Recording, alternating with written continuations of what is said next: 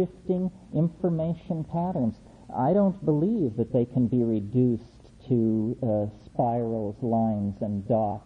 What I see isn't like that. It's more as though you had a holographic hyperspatial radio and you just tune down the dial, and here's a desert world in a triple star system, and here is a city somewhere inhabited by insectile creatures with a machine symbiosis. Here is something else, and it's just flipping by. I would prefer to believe that the human imagination is the holographic organ of the human body, and that we don't imagine anything. We simply see things so far away that there is no possibility of validating or invalidating their existence.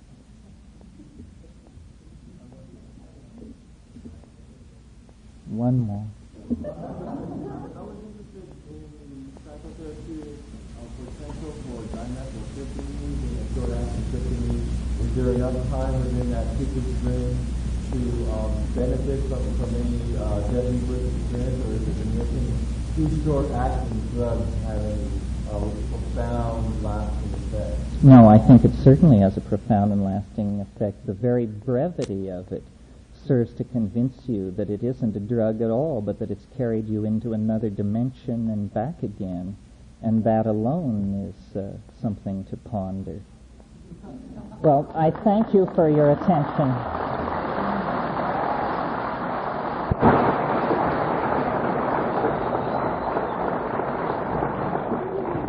I was at a meeting last year when Dr. Hoffman came, and his opening sentence was, "You expected the shaman, you're going to get a chemist."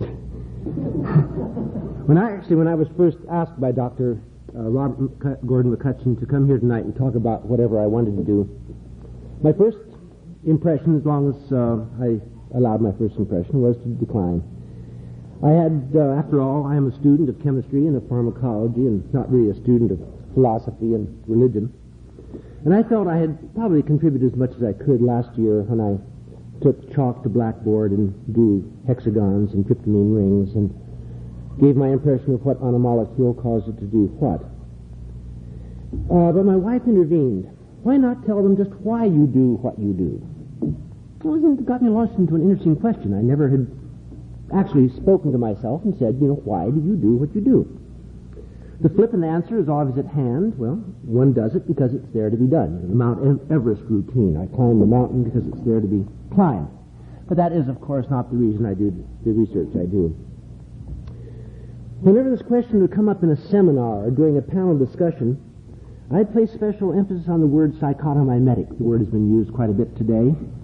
A term that is usually used by the scientific community when they wish to speak about the psychedelic drugs. The term psychedelic does not find a good audience in the psychiatric or in the chemical or in the medical literature. It carries a meta-message of drug use, drug encouragement, drug proselytizing, and as a result, the word's not often encountered.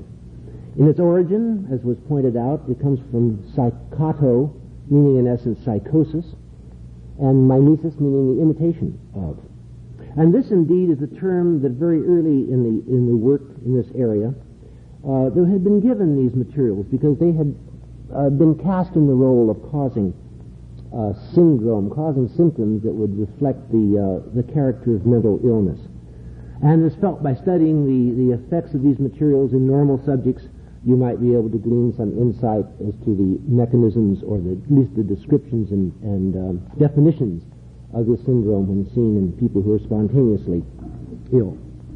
This explanation, the search for new psychotomimetics, for materials that would be more exacting in definition of psychosis, is completely logical in that most of the hallucinogenics, the psychedelics that are known, can be classified into materials that are indoles, and there are many in this area, the tryptamines, the more convoluted carbolines, LSD as an ergot-type indole, or it can be classified as phenethylamines. And there are perhaps some 3 or 4 score that are in this classification. The analogs of mescaline, compound that's been mentioned several times, or the substitution variants of mescaline, or the alpha-methyl compounds that have given rise to the materials that are lumped chemically together as the amphetamines. And there are two principal neurotransmitters in the brain. One is an indole, and this is serotonin. One is a phenethylamine, namely dopamine. And it's very desirable from the point of the neurochemist to find pigeonholes that can classify things. Here we have a group of psychedelics that are all indoles, and we have a neurotransmitter that's indolic, serotonin. Here's a group that are all phenethylamines, and we have a neurotransmitter that's a phenethylamine. All we have to do is understand why all of these work here and all of those work there, and we shall now know how the neurotransmitters work in the brain. And once we know that, we'll be able to cure mental illness. Well, it's an appealing, and it has not been a particularly rewarding classification. And the explanation, besides being logical, is quite safe, because it's an unthreatening explanation. It's easily accepted by the academic and the administrative community. But the explanation is still not the explanation of why I do what I do. My work is indeed dedicated to the development of tools, but tools for quite a different purpose. And here's where I want to get quite away from chemistry and into some of my own personal thoughts. I'd like to lay a little background to establish a framework for these tools, and in part to define them, and in part to give emphasis to an urgency that I really feel associated with them. First, I am a very firm believer in the reality of a balance in all aspects of the human theater. When there seems to be a development of move that-a-way, somehow, very shortly, or almost in concert, there is a move this-a-way that keeps things in some delicate balance. If there must be a dichotomization of concepts into good and evil, then all good seems to contain its unexpressed evil, and all evil is unexpressed good. Within the human mind, there coexists the eros, the life-loving, the self-perpetrating force, with the thanatos, the self-destructive death wish. Both are present in each of us, but are usually separated by a very difficult wall, a very difficult to penetrate wall, the unconscious. One definition of the tools I seek is that they may allow words of a vocabulary which might allow each human being to more consciously and more clearly communicate with the interior of his own mind and psyche. This may be called a vocabulary of awareness. A person who becomes increasingly aware of, and so begins to acknowledge, the existence of the two opposite contributors to his motives and decisions may begin to make choices which are knowledgeable. And the learning process that follows such choices is the path that leads to wisdom. But just as there is a balance within the mind that needs establishment, there is an interesting record of balances of the same sort in society. Let's look for a few minutes at some of the coincidences that have kept our human race in a rather precarious balance. Throughout the early centuries of the current millennium, there were carried out some of the most viciously inhuman wars that were known to man, all in the name of the forces of religion and the horrors of the Inquisition with its lethal intolerance of heresy. And yet it was during these dark years that the structure of alchemy was established. Not to change base metals into noble ones, as is often thought, but to acquire knowledge through the study of matter. The work of the alchemists extended up to the Age of Enlightenment with the urges of rationalism and of skepticism. And it was always directed toward the learning process. The reward of alchemistic effort has been simply stated as the effort to achieve the transmutation of base metals into gold. But as Ralph pointed out just a bit ago, this is not the actual reward. The value was the doing and the redoing and the redoing of the process of distillation, of sublimation, of condensation, of precipitation. It was a continual, ever more exact effort to understand these processes, that from the learning of the process, one would be able to find a unity between the physical and the spiritual world. It was the doing and the redoing itself that was the reward. In the last 100 years or so, this learning process has evolved into what we call science. However, there has been a subtle shift in the goal from the process itself to the results of the process. In this age of science, it is only the end result, the gold, that really matters. It is not the act of achieving, but the achievement itself that brings one the acknowledgement of his peers, that brings recognition from the outside world, that results in wealth and in influence and in power. And these end achievements, these results, show the same dichotomy of directions which was so evident from the previous centuries. For years, there had been no separation of values. Neither direction had taken the colors of good or for evil. But still, there were incredible coincidences of timing. For example, in 1895, Wilhelm Conrad von Lenken observed that when electricity was applied to an evacuated tube containing certain gases, a nearby plate covered with barium platinocyanide emitted a visible glow. And the next year, in 1896, Antoine-Henri Becquerel found that these same metal-producing emanations were being emitted from uranium. Radioactivity had been discovered. But it was just in the following year, at 11:45 a.m. on the 23rd of November of 1897, that Arthur Hefter consumed an alkaloid that he had isolated from the peyote, dumpling cactus, brought to the Western world by the irrepressible pharmacologist Louis Levine. As Hefter wrote in his notes, and this is a quotation following 150 milligrams of mescaline, "From time to time, dots with the most brilliant colors floated across the field of vision. Later on, landscapes, halls, architectural scenes also appeared." Mescaline had also been discovered.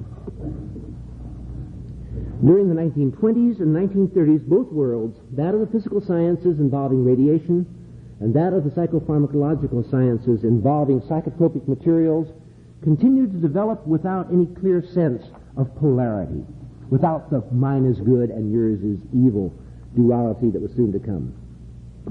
Radioactivity and radiation were becoming the mainstays of medicine.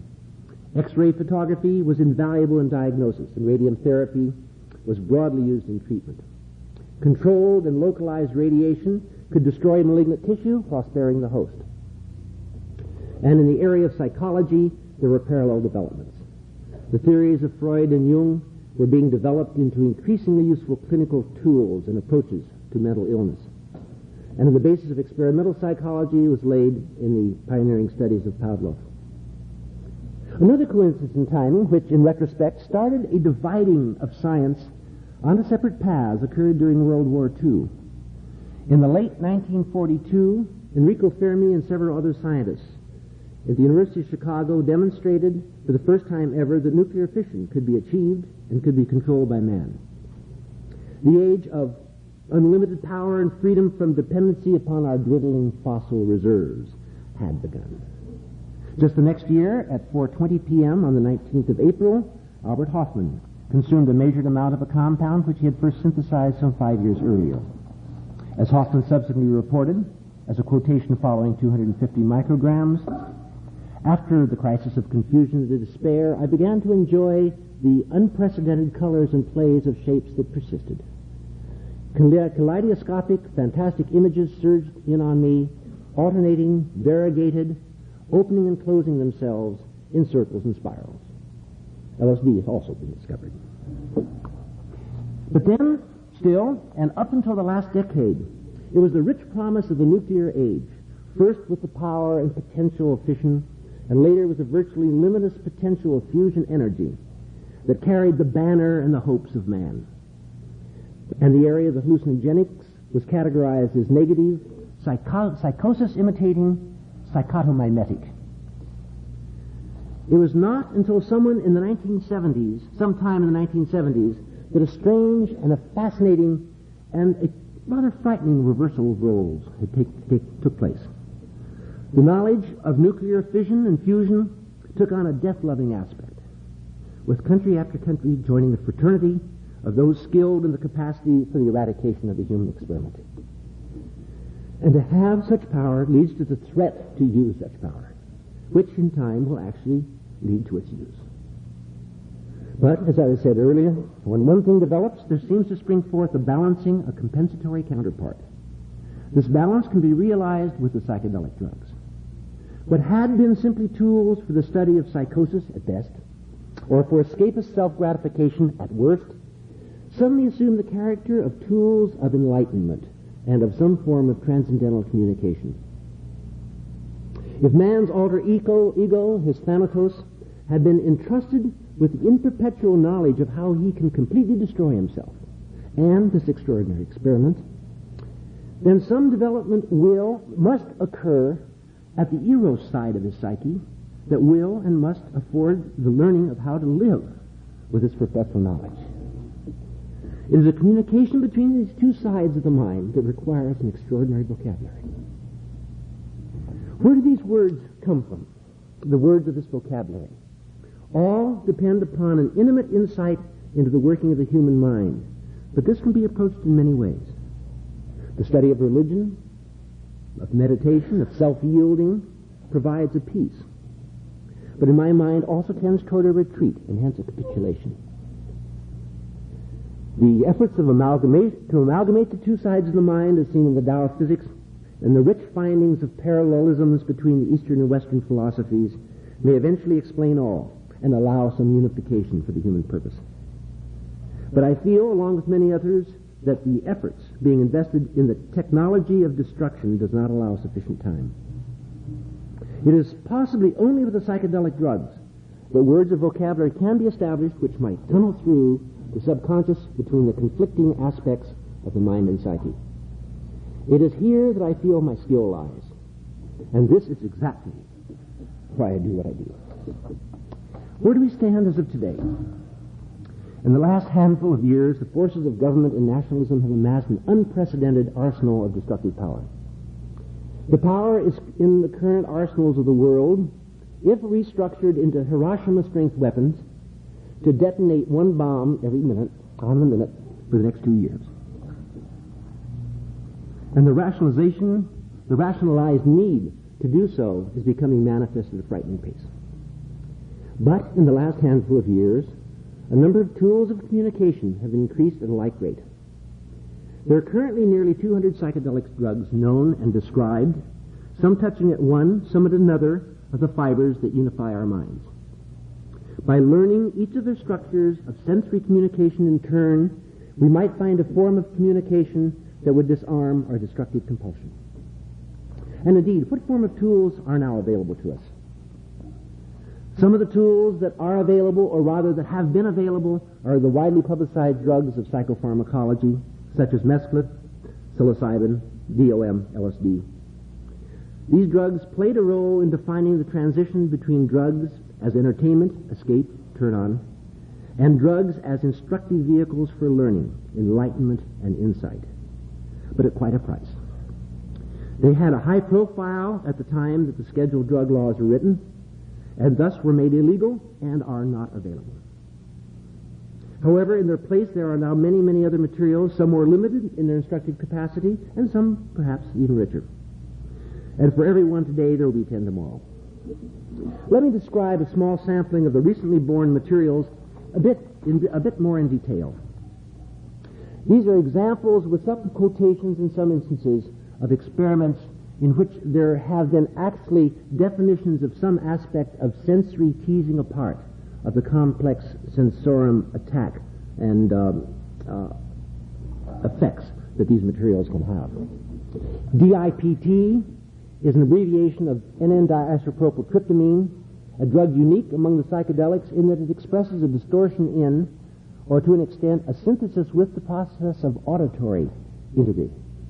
It is perhaps one of the less available senses to be teased apart for special study. Many of the close relatives, as you well know, deal with the visual process and in some way will change or synthesize or modify the visual integrity, but a rather interesting distinction between the drug-induced psychosis and endogenous schizophrenia is that very often in the latter, the primary sensory character that is affected is the auditory influence. A quotation following 20 milligrams of DIPT. The telephone sounds partly underwater. Here are signs of a pitch change on radio. The absolute pitch down a major third. Chord on the piano sounds out of tune, quite flat. Music terrible, unlistenable. The other senses seem in no way affected. If I were deaf, I would have thought this an inactive drug. Several hours after ingestion of the material, this note. Hearing normal, piano back in tune. MDMA, or MDA, is abbreviation for 3,4-methylene-dioxy methamphetamine. It's a tool of communication that has shown in recent years an extraordinary utility in opening communication between individuals. This has promoted its use in psychotherapy, but has given promise as well as a vehicle for intrapersonal communication. This particular drug has been used clinically in many applications, and these today probably number in the thousands, and it has commanded a remarkably good record of positive results. A quotation following 120 milligrams. We kept up a lively conversation covering many interesting aspects of our various family relationships. The conversation was unusually insightful and free of defensiveness. And following a 40 milligram supplement at the 2-hour point, Jean glowed with energy, became very beautiful. We talked freely and openly. Every bush and plant looks utterly alive. I am entranced by a large rock. As I look at its surface, I see the surface of a planet with mountains and valleys. Little crystals of mica are like jewels. Another material, 2CB, is the abbreviation for 2,5-dimethoxy-4-bromophenethylamine. A tool and a word of vocabulary which ties the mental process directly and constructively into the physical soma. The analgesic effects experienced with many, if not most, of the psychedelic drugs are not present with 2CB. On the contrary, there is an increased body awareness of every kind, including skin sensitivity, heightened responsiveness to smells, tastes, to sexual stimulation. One experiences increased consciousness of physical health and energy, or, on the other hand, sharpened awareness of any body imbalance or discomfort. 2CB allows rich visual imagery and intense eyes-closed fantasy without cluttering up of the mental field with too many elaborations. A quotation following 20 milligrams. Along with the awareness of the body and the ability to deeply enjoy the fact that one is a physical as well as a spiritual being, the experience of 2CB allows exploration as far as one needs to go. There is at all times full connection with all parts of oneself, the emotional and the intellectual, the intuitive and the instinctual. It is a superb tool for learning and for growth, and 2CB allows one to recover baseline within 6 to 8 hours using a maximum dosage of 25 milligrams, usually lower in the area of 18 to 20. Another drug mentioned earlier, ketamine, is abbreviation for 2-orthochloropheniol 2-methylaminocyclohexanone, the antithesis of 2CB, in that it effectively separates the mind and the body. This allows the mind a separate and constructive state, apart from the physical groundings of the body, although the primary clinical application of ketamine is as a dissociative anesthetic. An increasingly important direction of study is now being directed to the psychological loosening that it allows. MAL and CPM are abbreviations of the compounds that are fascinating analogs of mescaline, namely 4-methyl-3,5-dimethoxyphenethylamine and 4-cyclopropylmethyl-3,5-dimethoxyphenethylamine, two compounds that activate opposite sides of the sensorium. The former provokes an intense visual distortion at the retinal level, with consequential bizarre interpretations. The latter displays its effectiveness in the fantasy counterpart, seen only with the eyes closed. Following 65 milligrams of MAL, a quotation, within 2 hours, intense effect, beautiful, diuretic, good connections between parts of myself, continual fantasy and imagery, lovely experience of the erotic with husband. Around 12 hours, excellent solid sleep with clear, balanced dreams. Following 70 milligrams of CPM, at 2 hours, strong effect, but no visual. Wonderful locking into music, deep loving, erotic, very good. With eyes closed, intense, colorful fantasy, much like LSD at times. No sleep before 18 hours. Lest anyone should have the impression, by the way, that research in this area leads always to God and to insight and to deeper experiences in loving, let me mention an example of a compound called 4-TASB, which is 4-thiol-ethyl-3-ethoxy-5-methoxyphenethylamine. Following 100 milligram exposure. At about 2 hours, pleasant and positive, peaceful feelings, very good-humored. Later, sleep impossible until early morning, and then only about 2 hours. All next day could not rest or sleep. Feeling of nerve endings raw and active, anxiety over heartbeat. Frightening effects on nervous system. Depression, back of neck sore from tension. My first experience of being able to detect what felt like continual electrical impulses between nerve endings. Had the impression that if I allowed the wrong sequence of images to flow in my mind, I might experience some sort of convulsion, or might at least a kind of mental shock or sorting out. When I tried to sleep, eyes closed fantasies became intensely negative and threatening. I could not smooth out the nervous system. Felt very vulnerable. Do not repeat. Alpha-O-DMS is abbreviation of 5-methoxy-alpha-methyltryptamine, an analog of a neurotransmitter serotonin that has been tailored chemically to allow it to enter into the CNS, into the brain. It is a very potent indole psychedelic that touches closely on those areas involved with primal energies. Several researchers experienced dreams of catastrophic events after exploring this material. One researcher, however, had a dream which involved as a complete science fiction scenario. He found it absolutely enjoyable and is still thinking of writing it up and sending it into a publisher. These are only about a half a dozen or so of many scores of fascinating compounds that are now available for the study of this developing vocabulary. This is where we are at the moment. Some materials show incredible promise, and some suggest caution. But what might we expect to emerge in the future? Let's look at the past history of other areas of psychotropic chemistry. A few decades ago, it was marveled at that drugs such as the opiates, including morphine and heroin, meperidine, could have such an exacting influence on the brain's integrity. Then it became known that there were natural factors in the brain that had these actions, and that there were specific sites in the brain that were pre-designed to respond to them.